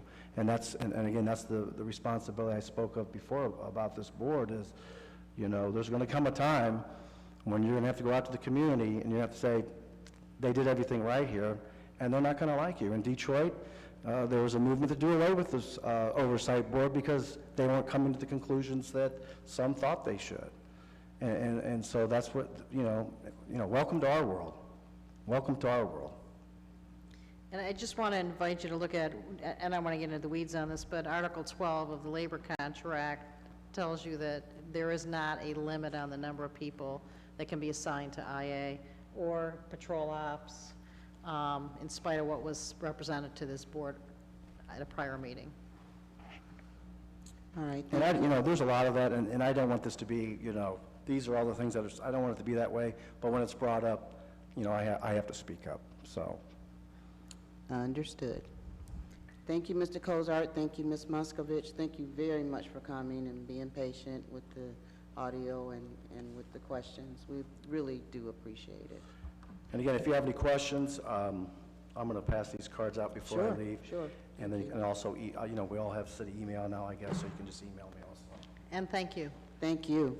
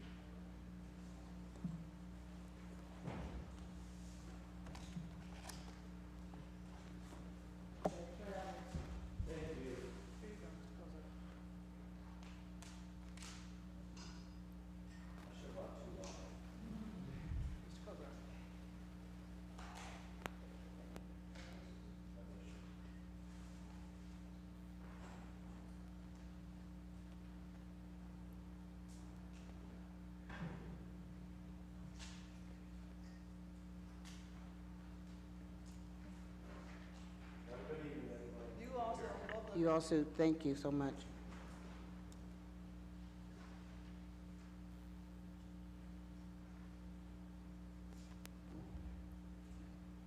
Okay, we're going to move on to our subcommittee reports. We're going to have the governance committee go first, please. Anyone? Oh, our governance committee did not meet this week. Bob is, I was going to say, out of town and did not work out from a timing perspective, so no report. Okay, thank you. Human resources? Human Resources did not meet either, but I do have several updates. Caitlin and I viewed the space that City Hall has for that the city has for our department. It's not built out yet, but I think it's very lovely, adequate, and the next step is they're going to give us like a blueprint of what they're suggesting. 2 separate offices, entrance area where the administrative assistant can sit, and we're trying to squeeze out a conference room. So we will bring that to you for approval when we get it. But I'll speak for Caitlin. I think we're very pleased with the space. Our auditor is still not available to do his job. So we have explored, as you know, several different options. Mr. Peoples has stepped up. I have found out that we have to figure out, first of all, what we would like an interim person to do. If it's simply to do what Mr. Peoples is doing, answering the calls, making sure the boxes are checked, that is more an administrative position. By the way, our administrative assistant applicant is still going through the background check, so he is not ready to come on board yet. If that is what we need, what we decide we want, there's a potential that the city could provide an interim person for the foreseeable future till we get our own person in. If we want something more than that, if we, like we had talked about, someone coming in and actually maybe giving us a little overview of what's going on and what needs to happen and fill more of the auditor itself position, there's what's called a professional services exemption. We would not have to do an RFP. We could go forward with whoever, we would fill out what we would like to be done. The city would draft a contract for us, a city services contract, and then we could approach who we wanted, who we thought could fulfill those needs. So, again, there's no easy answers at the moment, as we don't know how long Mr. Young will be absent, but those are it looks like those are the choices that we could go forward with fairly quickly. Having the city provide an administrative assistant, potentially, or having a separate professional contract out to someone who could actually be more of a professional presence, knowing what they're doing, looking over our processes, things that we have talked about before. Do you know exactly when they could start for the city providing the professional assistant? As soon as we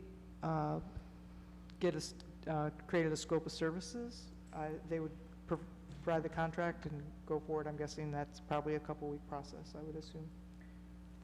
Do you know how long it will take to draw up the contract? I don't. I think that's just what I was saying. I think it'll probably be a couple weeks, I would assume, Okay.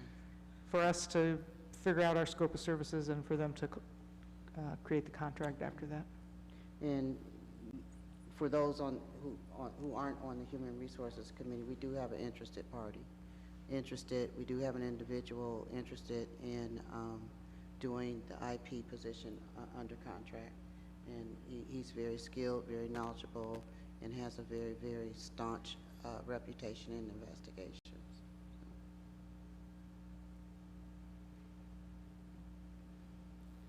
Just simply because the position would kind of lift the weight off of Mr. Peoples. Once the community engagement and budget and finance reports, it's not on our agenda, but if we could have Mr. Peoples kind of report out to any updates on what's happened in the past week, if anything has happened. Actually, this past week has been a real light week. I've only had 2 so far that's been forwarded to me, and I've talked to them at extent. 2 complaints were taken and forwarded over to APD.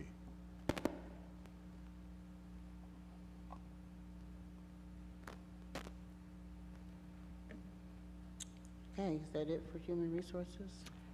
That's it. I don't know if we want to have a discussion about how we want to move forward, or if we just want to leave everything as is for the moment, as Mr. Peoples is seemingly handling it very well, if he's willing.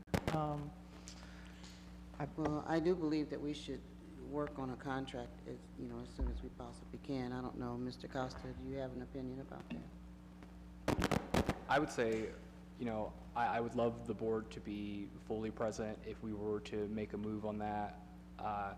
I think the additional week may give the opportunity also for our auditor to perhaps provide us a little bit of additional perspective as to his recovery time or what the expectations might be. But I think that we've been having dual track conversations with the city, and I think that we're pretty well positioned that if we take the vote, that that we can move fairly quickly in terms of getting a contract generated. There are going to be various levels of approval. We will have to receive a director of finance confirmation in terms of ensuring that the funds are available if we do go the route of hiring a contractor. One thing that I think that we need to be incredibly aware of and sensitive to is that City Council is not going to be in session during the month of August. So if we are to bring on a contractor and the services, the funds to pay for the contract exceed $50,000, and that would need to be approved via legislation to go to City Council. And with them not being in session during the month of August, that puts the onus on us to get this done before the month of July if we do go the route of actually having a contractor to bring on. So I think that we need to show up next week having a sense of how we'd like to progress, or at least figure out whether or not there is any update for Mr. Young and be able to proceed one way or another. That's kind of my thoughts and perspectives on it. I would suggest then that our Human Resource Committee meet and stay a little bit after today so we can pick a time, and come up with a scope of service, just so we have it prepared for next time, just in case we would like to discuss it and talk about it. Okay, thank you.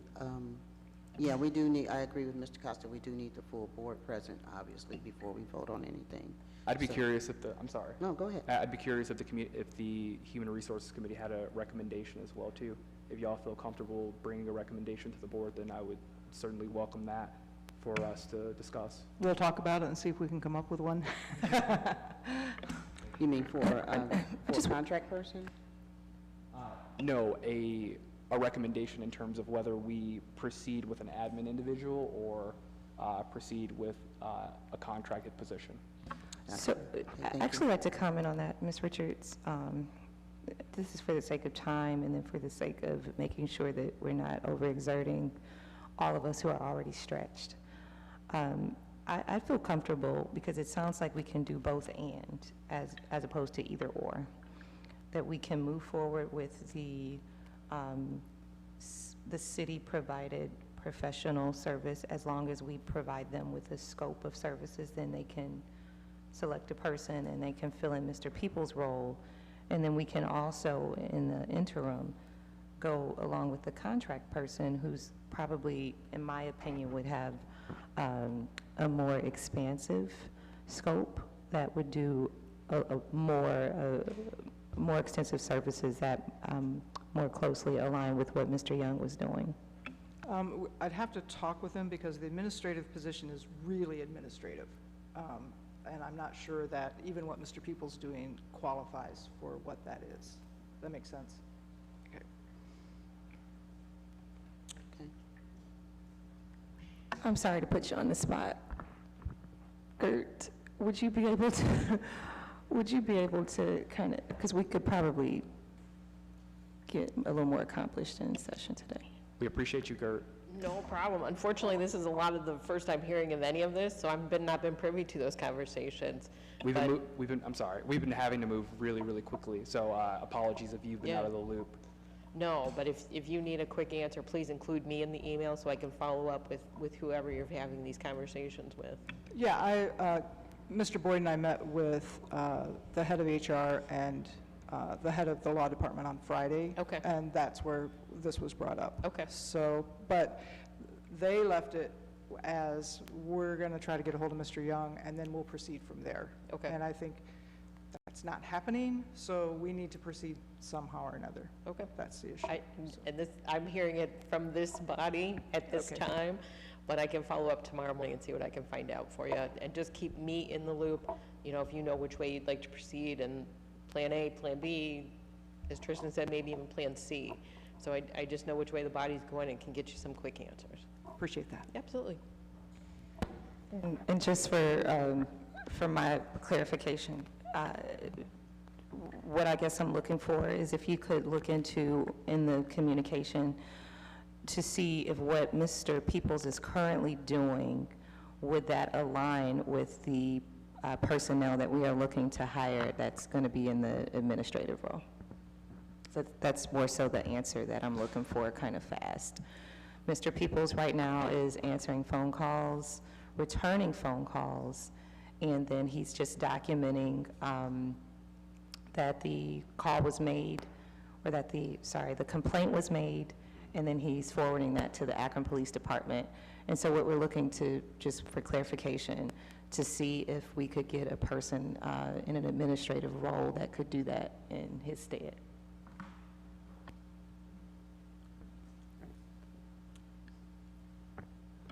Question for Mr. Costa. Were you able to get the mission statement and the purpose statement for that? Did you get that? My deepest apologies, I did not. Okay. You have it next week, though. Also, I'm going to try again to reach out to Mr. Young. I did try contacting him over the weekend, and I wasn't successful. But I will continue to try to contact him, you know, and see what's going on. And he could have very well had another surgery. I'm not sure, so I will do that. So, okay. Next, we have community engagement. So let me preface my comments or updates with a couple things. Some of the comments that were made were a bit preemptive. We are engaging everyone in community engagement. It's a process. We can't do all of it in one fell swoop. However, it's incumbent upon us to make sure that we provide education to those communities that have been impacted. And that's a part of the charter's tone and tenor. So I just wanted to make that clear. And this board is neutral, and so there's nothing wrong with getting an opinion as to what we think, the police think community engagement should be. That's fine, but we have to go forward with what we believe as a board, what community engagement, and that's engaging the community. And one of those persons that or entities that we're engaging is stakeholders, and that would be the police department, and so we plan to do that. And once again, we want to remain neutral. We appreciate everyone's opinion, and I am definitely passionate about community engagement, so let that be known, okay? And so with that, I just want to give you an update as to where we are. We are going to provide the final draft for the organizational template, and that will be our next session. And then we had an opportunity to tour some of the spaces in Akron. So one of the spaces that we toured was House 330, the Compass, and of course we know about the library. And the purpose for that was to see what we deem to be most appropriate for meetings and event space, okay? So that's one. And then 3, we're continuing to work on the save the date for our meet, eat, and greet, and we'll bring that back to you.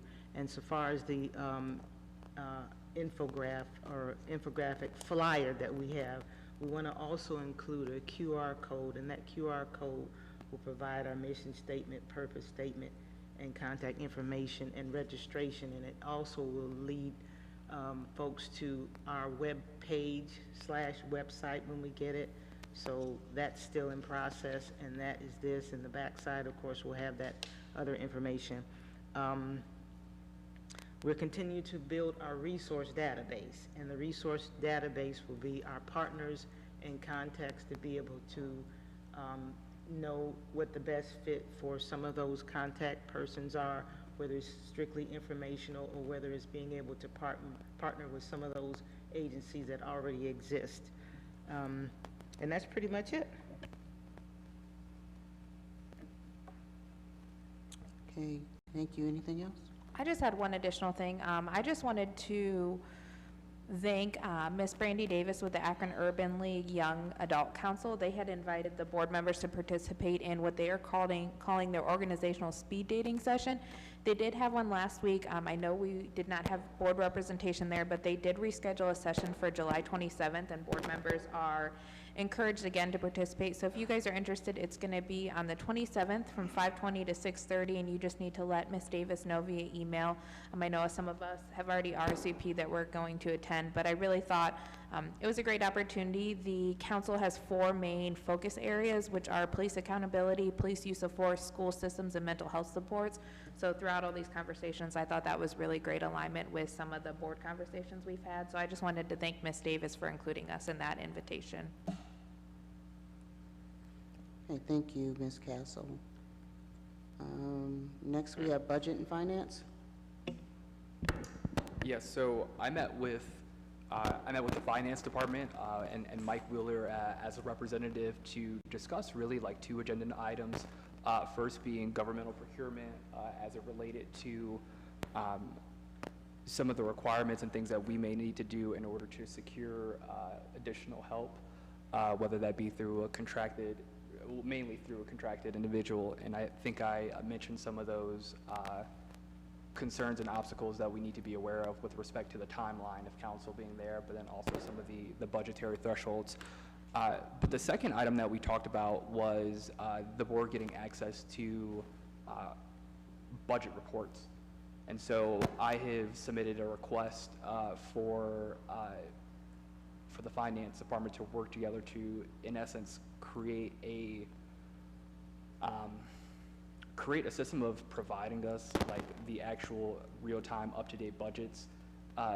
Generally, some type of head of a department will have the access provided to them, but with this being a board in a bit more of a unique situation, they're going to have to do a little bit of trial and error internally to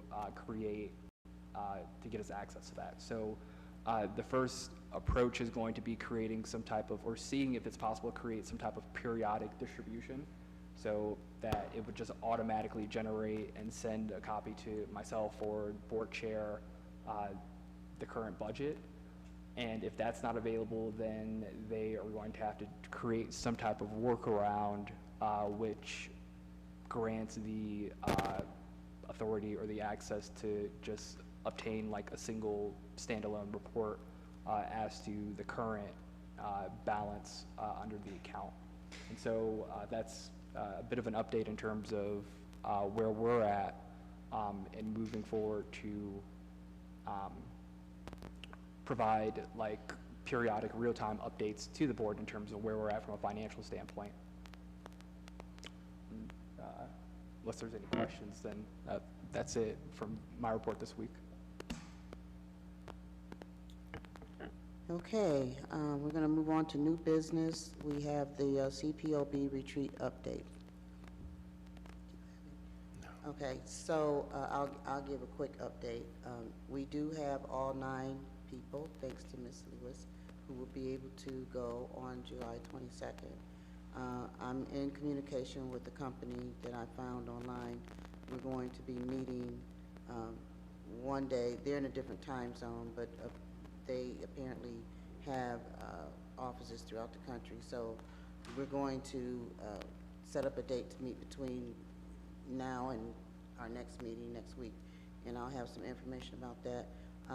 But they are aware that this is a one-day retreat for us, and they are aware that we're looking for something in Northeast Ohio. So, you know, nobody wants to have to take a plane anywhere or anything like that.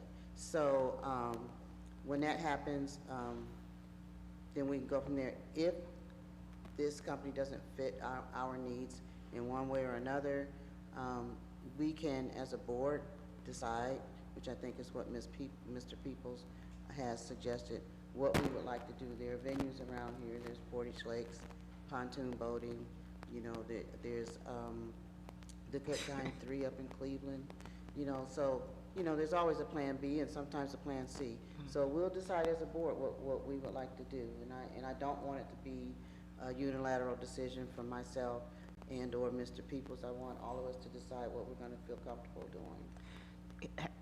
Have we looked at some persons locally?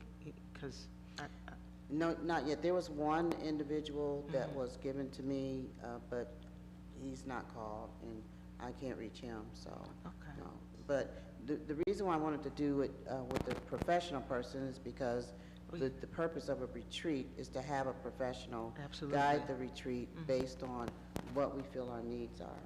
And team building is kind of what we need to do right now. So, but by the time we get around to it, we may have already built a team. I don't know. But anyway, I think by next week, everyone will be here next week. We can decide as a group, as a board. I'll present what I have. Mr. Peoples, if you found out something, you can present what you have or whatever your ideas are, and then we'll go from there. Any questions, anybody? Thank you, Okay. and thanks everybody. I think that as you speak to team building, I think there's been a noticeable shift in terms of our ability to work together and our comfortableness working together, and our commitment to just the charter and while we're here. So I just appreciate everybody. And we appreciate everyone as well, and you as well. Okay, so before we adjourn, we did have some people come in late who wanted to do a public comment.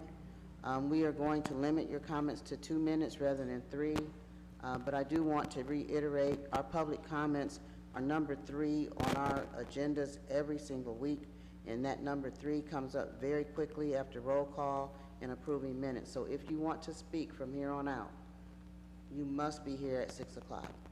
We can't, yes, we cannot keep prolonging our meetings, not knowing how long they're going to go because people are strolling in late and then want to have a say.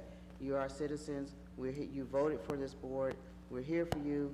We want you to be able to speak, but please respect the fact that this is a very formal setup here, and you do need to be here on time if you want to speak.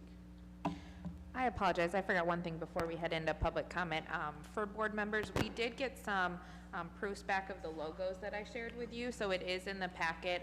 The request was that it was on a white background, so we have these, and I believe we'll be voting on these at our next meeting. That's going to be an agenda item, but we just wanted to make sure everybody had time to process these proposed and provide some feedback for next meeting. So I just wanted to make sure I didn't forget that, so I apologize. They look nice. Thank you.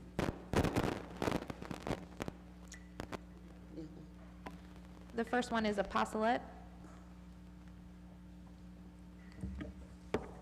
You have 2 minutes, and we will be timing everyone. Thank you. Thank you very much. And I was out of town. That's why I came in late.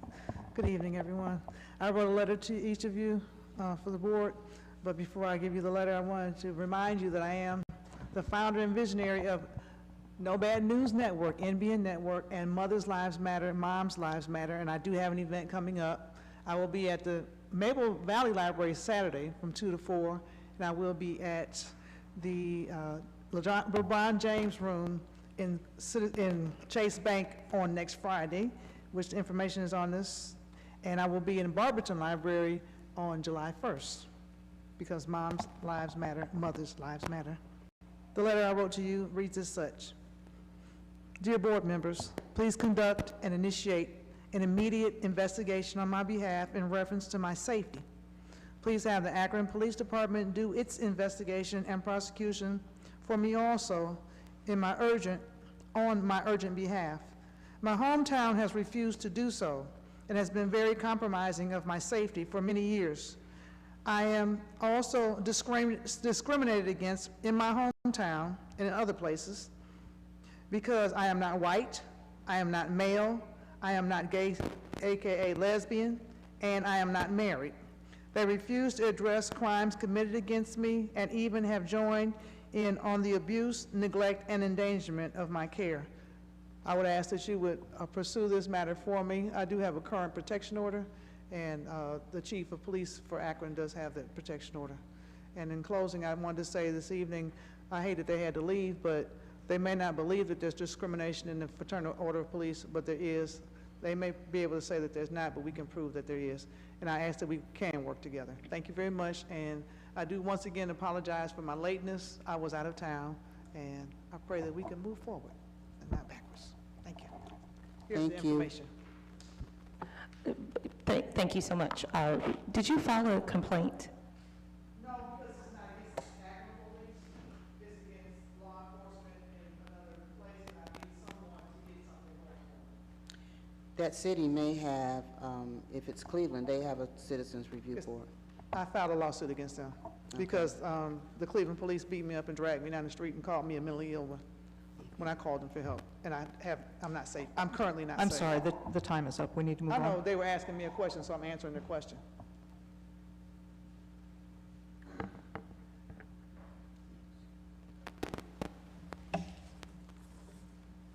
Frank Henderson?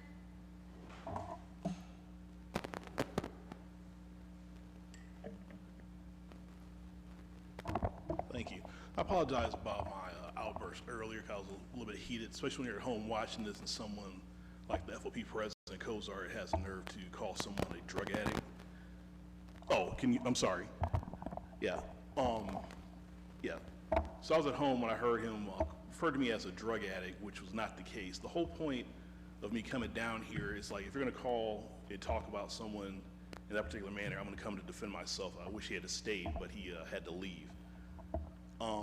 I'm not a drug addict. That was not the case whenever the police were sent out to our home. It was out there for a medical emergency that I had. I don't have the luxury of being a drug addict. I'm a father of 5. I work a full-time job. I take care of my family and my kids. I don't have that luxury to deal with drugs. That's not the case. My youngest child is autistic. They contacted their sibling out in Los Angeles. That's the person who made the 911 call. My wife more or less has complex PTSD. She made a response and talked to the EMS personnel. They're welcome in the house. They are not allowed to have the police in there because that more or less would trigger her. That's the whole point. This narrative about being a drug addict, that's really gotten me upset and pissed off. I'm sorry about my language, but that's not the case of what happened. This is ridiculous. That's one of the reasons why I filed a complaint about the false narrative about me being a drug addict. I'm very upset with that. That's ridiculous. And I'm surprised the smoke detectors didn't go off with him talking about false narratives, seeing that he's pretty much telling a lie. I've sent my dash cam, not my dash cam, but my door cam video to Philip Young so he can review it of seeing how the supervisor tried to force his way into my home. So I'm just upset with this. All right, Thank fine. you. Thanks. Thank you, Mr. Henderson. Nick?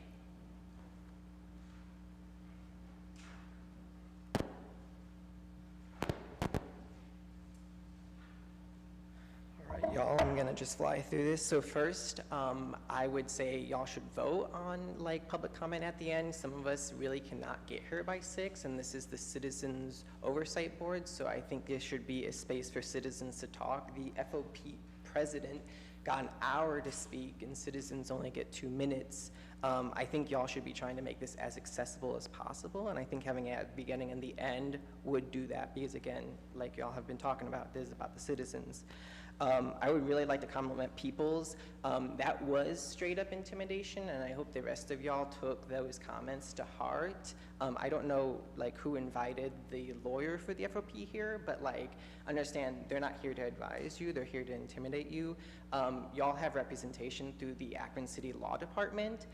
You should be making your lawyers talk to their lawyers. And if they want to sue y'all or sue the city over something that you decide, it's for a judge and a jury to decide, and not the lawyer of the FOP, who again, we talk about bias, literally is legally obligated to be biased in favor of the FOP, okay?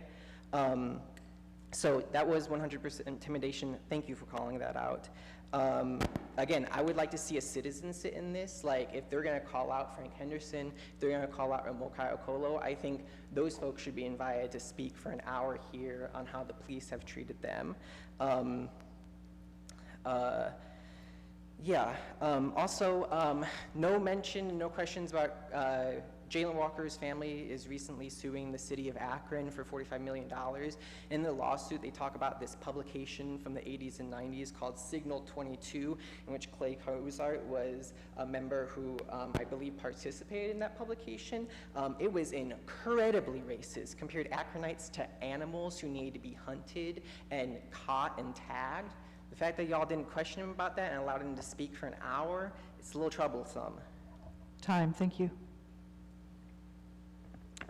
Thank you, Nick. And when our full board is here, we will consider, we can talk about having, you know, maybe two public speaking times.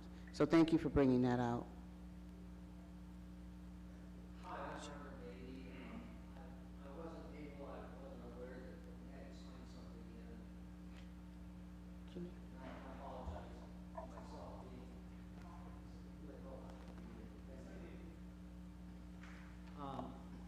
I just wanted to share, thank you, and again, I apologize for being late.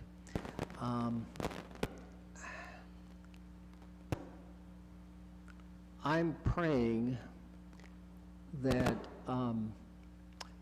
you will find a way to independently investigate when the problem involves an officer that has used abusive force. I know a family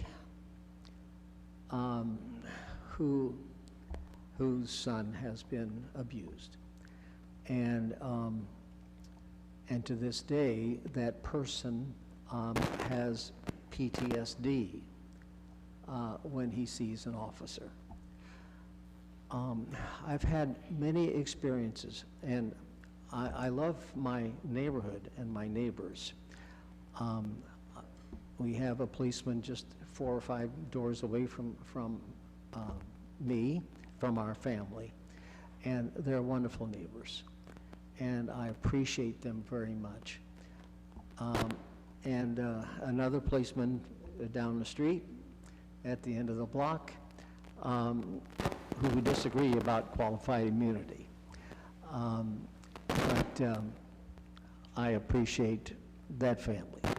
And then across the street is another policeman and his wife. My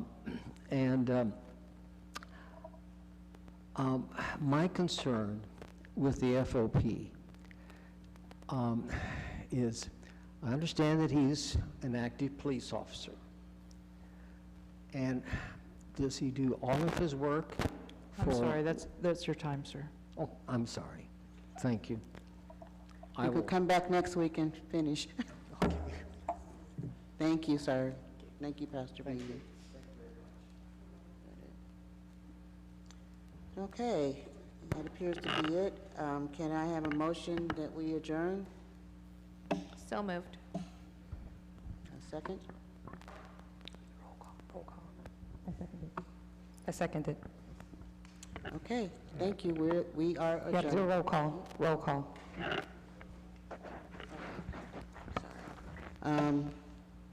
We have to vote on the, on to adjourn. So, Ms. Lewis? We have to vote on adjourning? So you want me to Yes. say You yes? say yes or no. Correct? I'm sorry? Yes. Thank you. Mr. Peoples? Yes. Ms. Castle? Yes. Mr. Costa? Yes. Ms. Lewis? Yes. Did you say Rich? Yes. Oh, yes. Richards?